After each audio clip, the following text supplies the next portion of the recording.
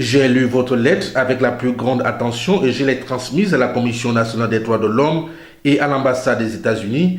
Ainsi parle la représentante de l'Union européenne dans la correspondance envoyée à Bertrand Nzibi à Bégué le 19 mars dernier.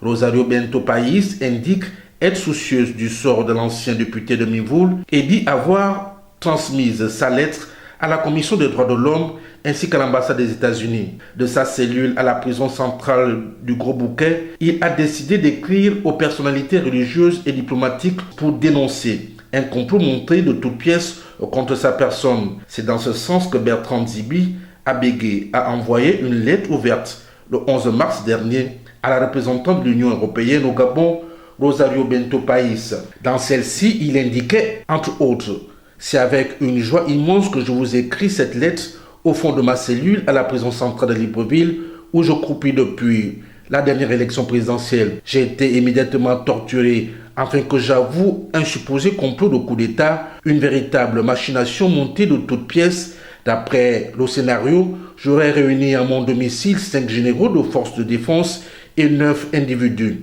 Les bandits instrumentalisés par eux à qui j'aurais remis des armes de guerre et des uniformes militaires. Les procès verbaux de cette infamie avaient déjà été écrits au préalable, dénonce Nzibi. La lettre ouverte de Nzibi à Bégué a été bien reçue par la représentante de l'Union européenne au Gabon le 19 mars dernier. Rosario Bento País répond aux détenus politiques à ces termes.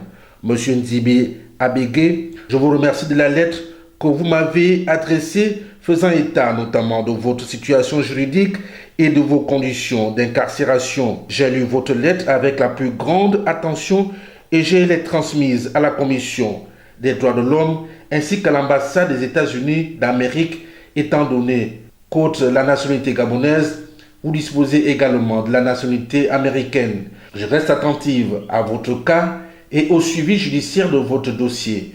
Veuillez agréer, monsieur, l'expression de mes salutations distinguées.